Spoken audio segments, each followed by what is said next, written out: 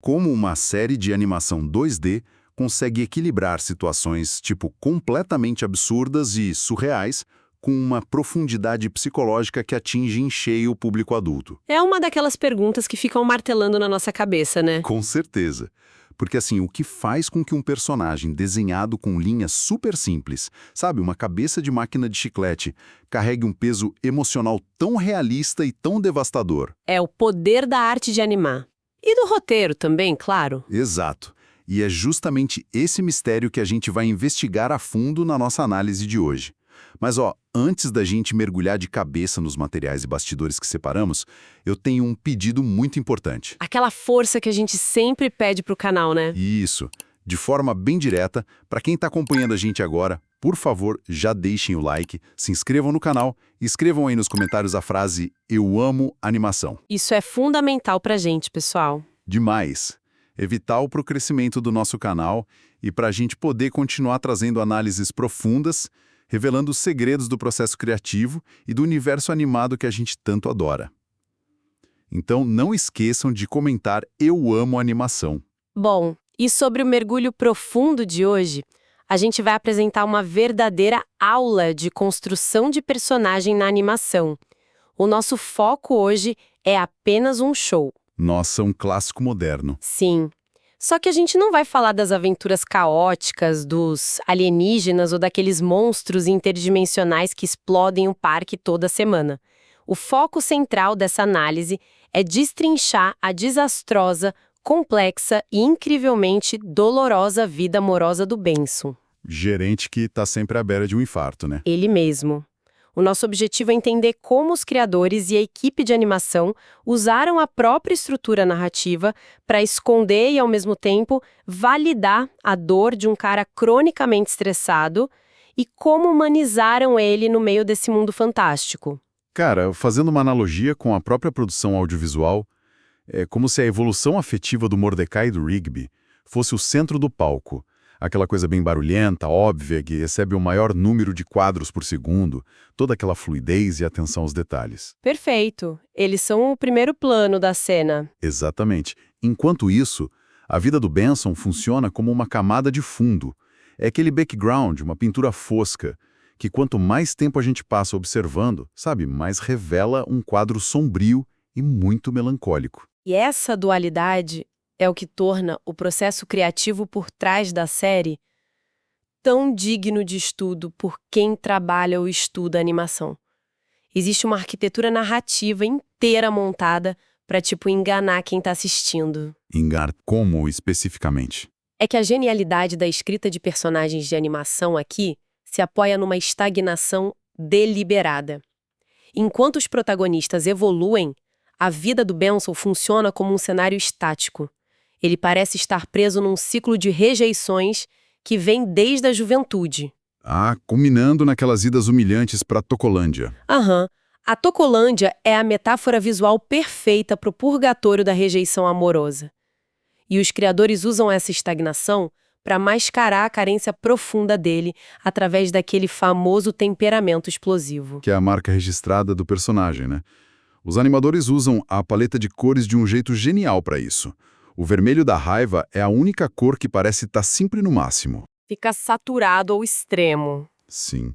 Os chicletes dentro da cabeça dele começam a bater uns nos outros, o vidro da cabeça parece que vai trincar, o rosto fica completamente escarlate.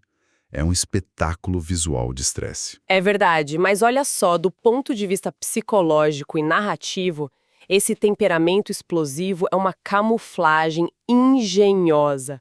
A raiva é apenas um disfarce para a dor e para uma inanição afetiva gravíssima. Então ele grita porque no fundo ele se sente invisível. Exato. O grito é a única frequência que faz com que os outros notem que ele está ali.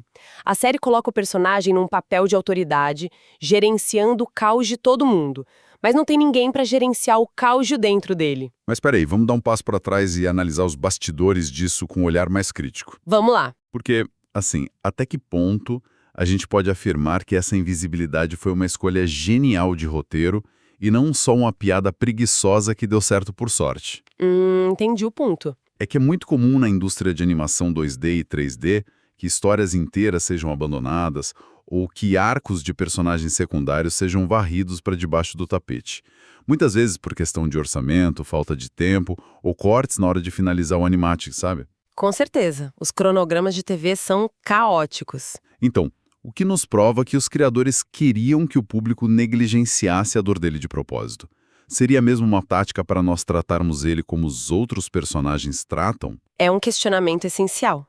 E o que cimenta a intencionalidade dessa escolha é a forma como o próprio roteiro aponta para essa missão logo em seguida. A maior prova disso é o primeiro grande relacionamento dele na série. A Audrey, a vizinha de corredor. Ela mesma. O desenvolvimento desse romance com a Audrey exigiu um esforço tremendo de toda a equipe de animação. Eles precisaram criar folhas de modelo novas, model sheets específicos. Mudaram a linguagem corporal dele, né? Totalmente. Há uma cena inteira de dança onde os animadores ajustaram a iluminação, a fluidez dos movimentos, os keyframes ficaram muito mais suaves para transmitir um afeto genuíno e mútuo. É um trabalho braçal enorme fazer isso. E aí, o término acontece de forma completamente abrupta e, crucialmente, fora de tela. Cara, isso é devastador quando a gente pensa na logística de produzir uma animação. É o equivalente a passar semanas animando uma cena cheia de detalhes lindos. Fazendo todo o storyboard. Isso, ajustando cada quadro com precisão cirúrgica, trabalhando a composição da cena, e no exato momento de mandar o projeto para renderização, você vai lá e deleta o arquivo. É jogar o trabalho no lixo propositalmente. O esforço emocional estava lá na linha do tempo. A dor aconteceu naquele universo. Mas os roteiristas decidiram que ninguém teria o direito de ver o resultado visual disso. O término é simplesmente apagado da existência do show. E esse apagamento leva o personagem à beira do abismo.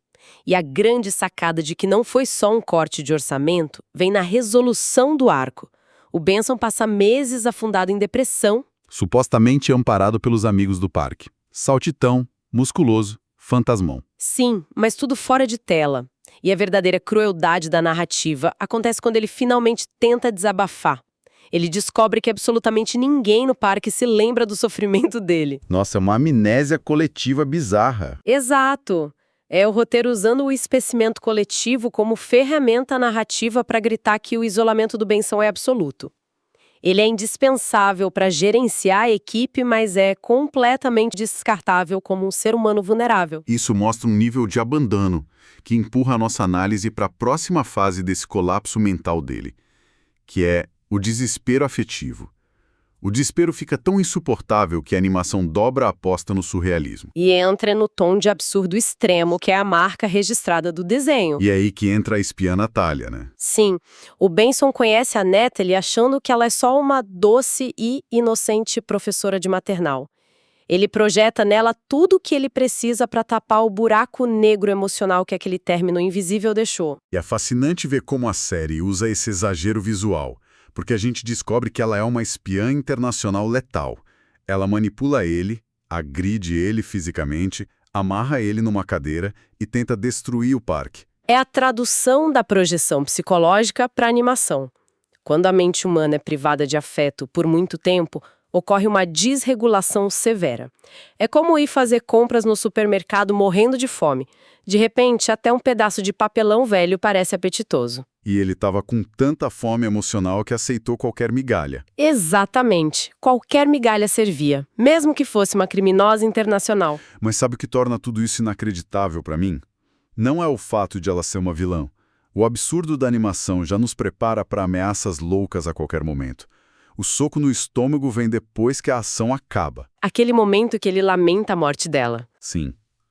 Cara, mesmo ele amarrado, mesmo sabendo que ela é uma assassina e mesmo após ela morrer no episódio, o Benson solta a frase trágica de que, aspas, poderia ter dado certo. É de cortar o coração. Isso é equivalente a abraçar uma bomba relógio com a contagem regressiva rodando só porque alguém desenhou um coraçãozinho nela com caneta vermelha. É uma dependência emocional severa. A sua imagem da bomba relógio captura a dinâmica de um trauma perfeitamente. Ele troca a autopreservação básica pela ilusão de validação.